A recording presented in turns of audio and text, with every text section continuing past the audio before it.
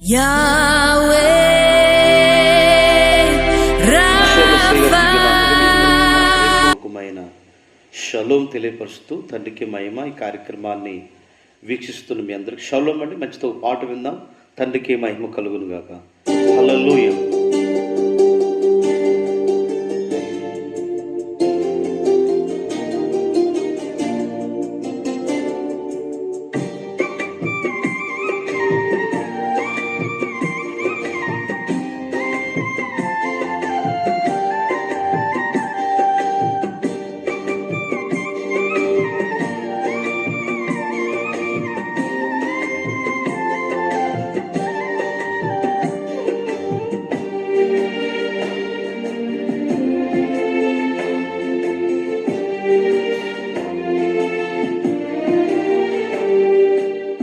నమ్మకమైన యావేవైనా నీవే చాలు మెస్సయ్యా. నమ్మకమైన యావేవైనా నీవే చాలు మెస్సయ్యా. నేనేమై ఉన్నా, ఏ స్థితిలో ఉన్నా, నేనేమై ఉన్నా, ఏ స్థితిలోనున్నా, ఇంకేమి కోరుకోనయ్యా, ఇంకేమి కోరుకోనయ్యా. నమ్మకమైన యావే నీవే, నీవే చాలు మెస్సయ్యా. నేనేమై ఉన్నా,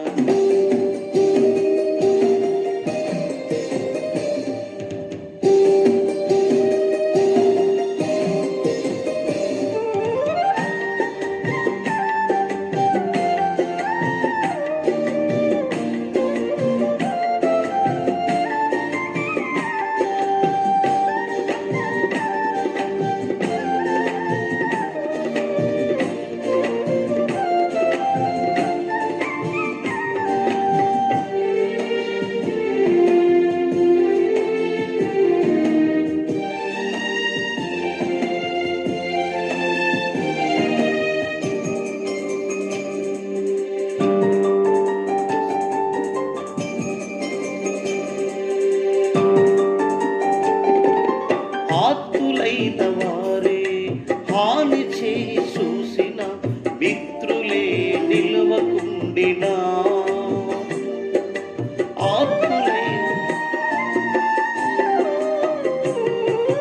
ఆత్తులైన వారే హాని చేయ చూసిన, మిత్రులే నిలవకుండినా.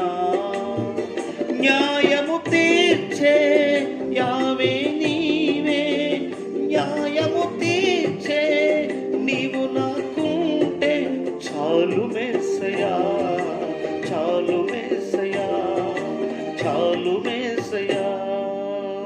నమ్మకమైన యావేవైనా నీవే చాలు మెస్సయ్యా.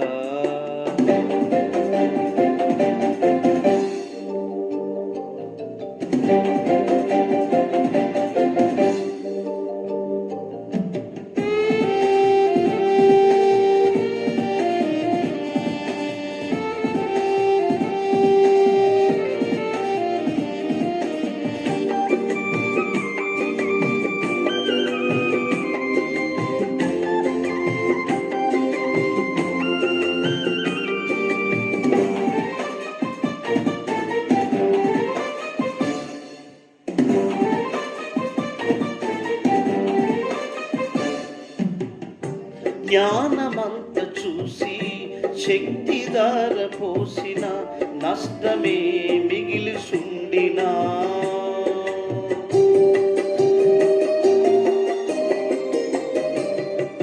జ్ఞానమంత చూసి శక్తిధార పోసిన, నష్టమే మిగిలి ఉండినా. శాపము బాపే నీవు నాకుంటే, శాపము బాపే నీవు నాకుంటే చాలు మెస్సయ్యా, చాలు మెస్సయ్యా, చాలు మెస్సయ్యా. నమ్మకమైన యావేవైనా నీవే చాలు మెస్సయ్యా.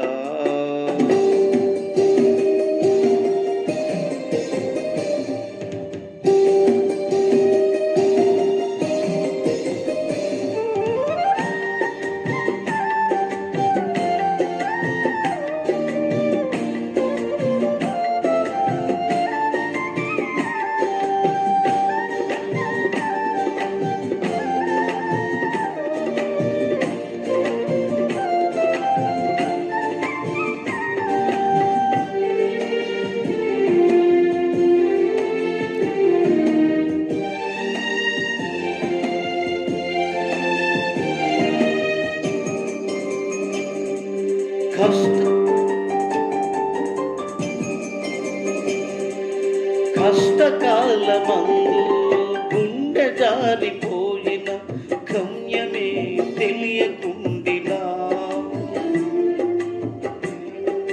కష్టకాలమందు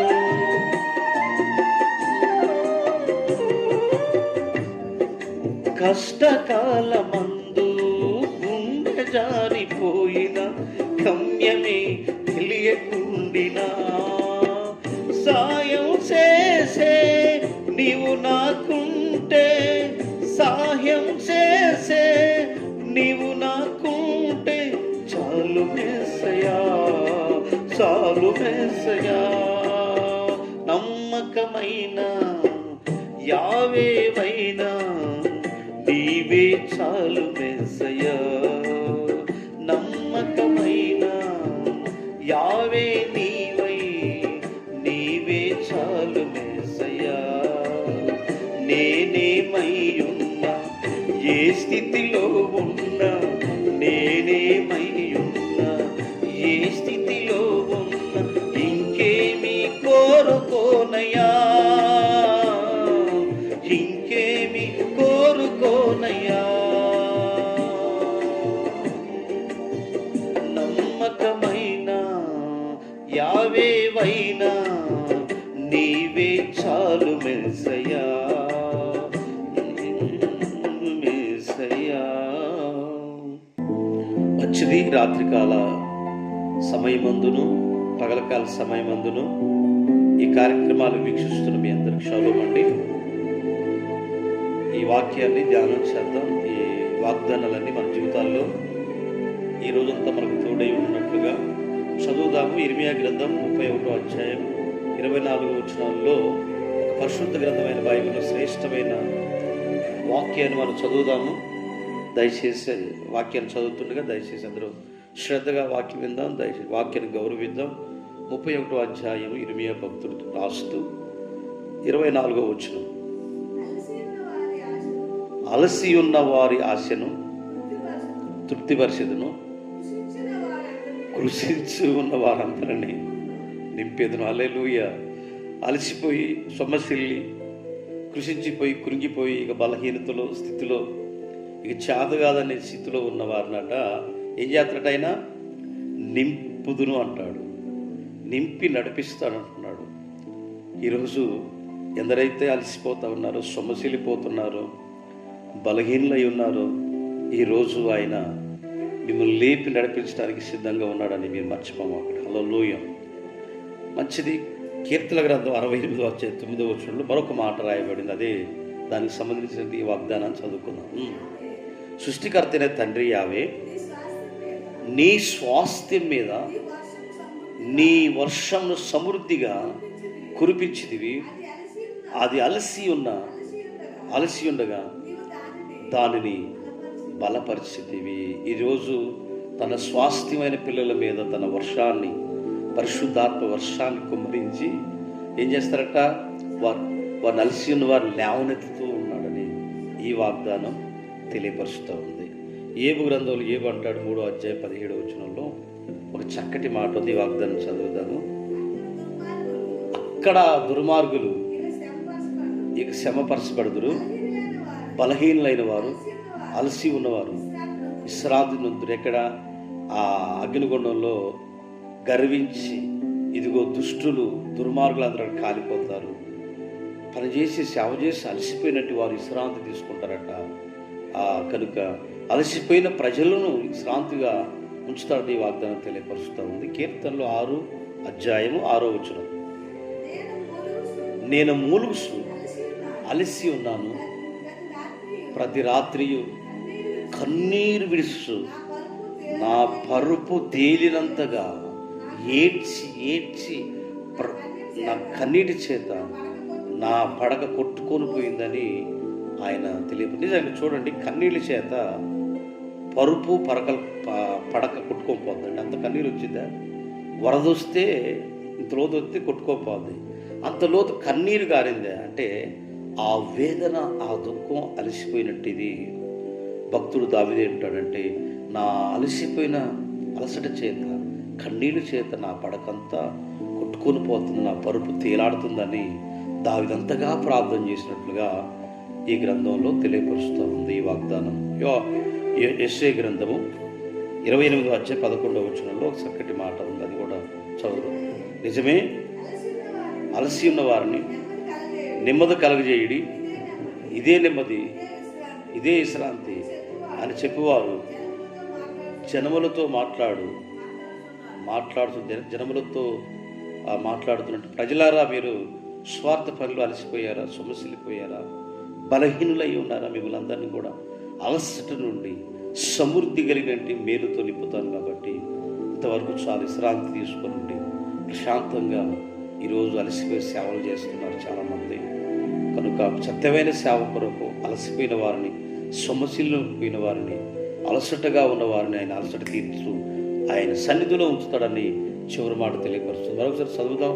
ఏమంటాడు యెషయా భక్తుడు 28వ అధ్యాయం 11వ వచనంలో, సొమ్మసిల్లిపోయిన వారిని, అలసి ఉన్నవారిని, ఆకలితో ఉన్నవారిని నేను తృప్తిపరుస్తాను. ఇజ్రాయేల్ అందరూ కూడా అలసిపోయిన స్థితిలో, ఆయన బలహీనంగా ఉన్న స్థితిలో ఆహారాన్ని పురేళ్ల మాంసం పెట్టినట్లుగా, ఆహార పదార్థాలు తినిపించినట్లుగా అగ్నిస్తంభంగా మేఘస్తంభంగా ఉండి నడిపించిన ఈరోజు కూడా మనందరినీ అగ్నిస్తంభంగా మేఘస్తంభంగా ఉండి నడిపించుగాక. మీ అందరి కొరకు ప్రార్థన చేస్తున్నాను. మీ అందరికీ ఈ యొక్క వాగ్దానాలు చూస్తున్న మీ అందరికీ నా హృదయపూర్వక విషయాల్లో పండి తండ్రికి మహిమ, సంతోషంగా సమాధానంతో తండ్రిని ఎతికి అలసిపోయిన వారందరినీ ఆనందగానాలతో స్తుతిగానాలతో నింపునుగాక. ఆమేన్.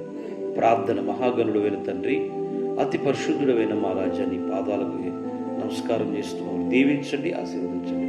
ఎందరైతే ఈ కార్యక్రమాన్ని విన్నారో, చూశారో వారిని ఆశీర్వదించి కృపతో నింపి, దయతో నింపి సహాయం చేయమని యెషయా మెస్సీయ గారి నామం ద్వారా వేడుకున్నాము తండ్రి. ఆమేన్. మీ అందరికీ నా హృదయపూర్వక విషయాల్లో పండి చక్కగా వాక్యాన్ని విన్న మీకు, మీ కుటుంబాల్లో సమృద్ధి కలిగిన ఆశీర్వాదాలతో నింపునుగా.